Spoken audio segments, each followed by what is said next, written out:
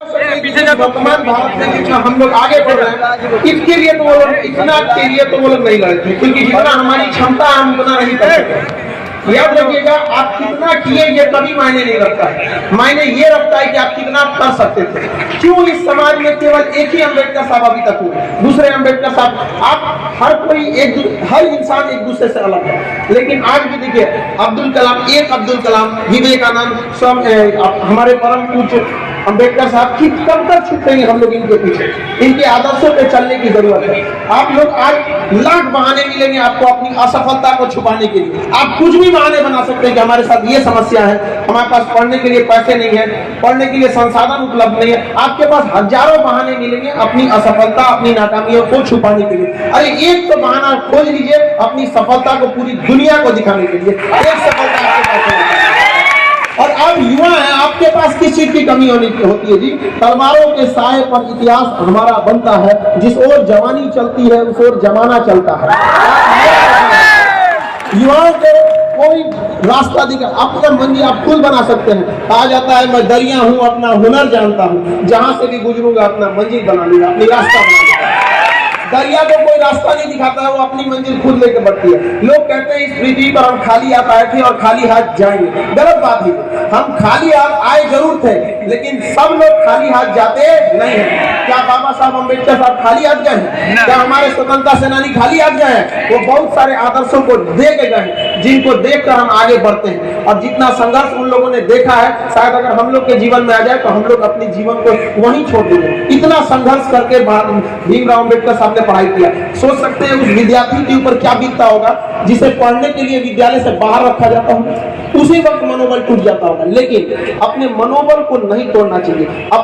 अपना शक्ति, अपना एक बढ़िया योद्धा जो होता है वो अपना परिचय युद्ध के मैदान में देता है, न कि गली कूचे पे देता है। भीमराव अम्बेडकर साहब को पता था कि अगर हम छोटी छोटी बातों में उलझेंगे तो उलझ कर रह जाएंगे, इसलिए वो पहले अपनी काबिलियत को बनाए। कभी किसी को नहीं कोसा उन लोगों ने। इसलिए आप भी कभी भी जहां भी रहिए अपने विकास में ध्यान दीजिए, न कि दूसरे के ऊपर उंगलियां उठाएं। आप अपनी भाषा को हमेशा, एक चीज को तो हम हर विद्यार्थी को कहते हैं कि भाषा पर बहुत ध्यान रखिएगा आप लोग, क्योंकि हम बोलना 3 साल में सीख जाते हैं और क्या बोलना है ये जिंदगी भर सीखते रहते हैं। इसलिए भाषा पर हमेशा ध्यान रहे, क्योंकि यही एक ऐसा जबान, एक ऐसा जगह है जहां अमृत और जहर दोनों निवास करता है, एक ही जगह। इसलिए हमारी मर्यादा कभी भी अच्छी रहनी चाहिए कि कोई मिले तो उसको लगे कि नहीं हमने एक मर्यादित व्यक्ति से बात किया।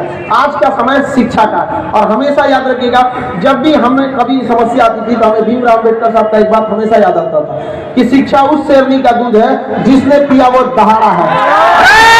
हमेशा सुना है और सुना जाएगा। याद रखिएगा, अगर आपको बहुत सारा समस्या आने लगे, बहुत ज्यादा तकलीफ होने लगे, जीवन में बहुत दिक्कत होने लगे, तो लोग कहते हैं कि हमें घुटन हो रही है, समस्या। अरे घुटन समझते हैं क्या होता है? घुटन उस बच्चे से पूछिए जो काम करता है पैसों के लिए खिलौनों की दुकान पर। आप ऐसे ऐसे लोगों का जीवन देखेंगे जो जिससे तुलना करेंगे तो आपको लगेगा कि आपके पास बहुत कुछ है। आपके पास जितना है आप उसी संग संघर्ष कीजिए, लेकिन याद रखिएगा समय मत गवाइएगा। ये विद्यार्थी जीवन बहुत तपस्या का जीवन होता है। इसमें जिसने अपना समय बर्बाद कर दिया उसको जीवन में कभी भी कोई आगे नहीं बढ़ पाएगा। समय बहुत मूल्यवान चीज है और बहुत अहंकारी चीज भी है। समय स्पष्ट कहता है तू मुझे आज बचा ले, मैं तुझे कल बचा लूंगा। समय को हमेशा सदुपयोग कीजिए। समय के पास इतना समय नहीं है जो आपको दोबारा समय देगा। निर्धारित कर लीजिए आपको क्या करना है। जो जिस फील्ड में पढ़ रहे हैं, जिस फील्ड में उसी फील्ड में रहिए। जरूरी नहीं कि हर इंसान एक ही सेक्टर में कामयाब हो सके। आप में से बहुत सारे लड़के इंजीनियरिंग के होंगे, कुछ कंपटीशन की दुनिया के होंगे, अलग अलग, सबकी अलग अलग समस्याएं होती है। अभी कुछ दिन पहले रेलवे वगैरह को लेके, एग्जाम को लेके समस्याएं थी। लगभग 3.5 लाख लड़कों का रिजल्ट रोक दिया गया था। आप लोगों को भी होगा, जनवरी वगैरह में सारे teacher A to Z teacher, उसमें एक नाम हमारा भी था, सभी लोग का।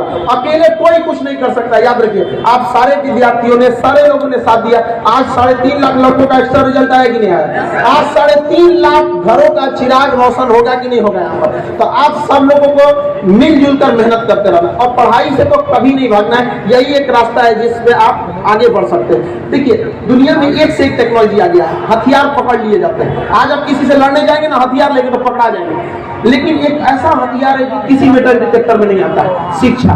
शिक्षा एक ऐसा हथियार है जिसे आप कहीं भी लेके जा सकते हैं और पकड़े वो नहीं करेगा।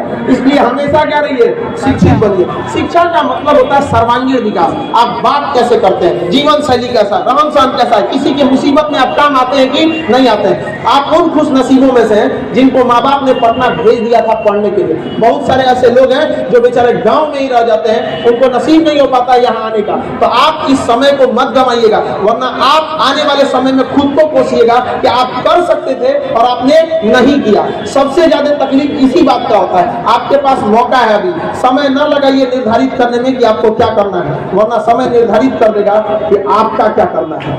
2 मिनट नहीं लगेगा आपको समय गंवाने।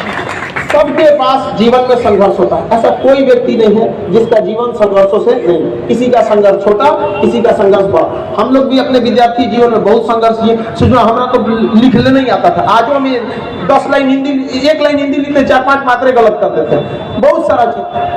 हमारे टीचर लोग कभी नहीं जांच करते थे, फेंक देते थे, हम जांचें नहीं कराते थे। तो कई सारे शिक्षक थे, उन्होंने समझाया कोई बात नहीं, मेहनत करते रहो। 40 विद्यार्थियों के क्लास में हम 37वां नंबर पे आते थे।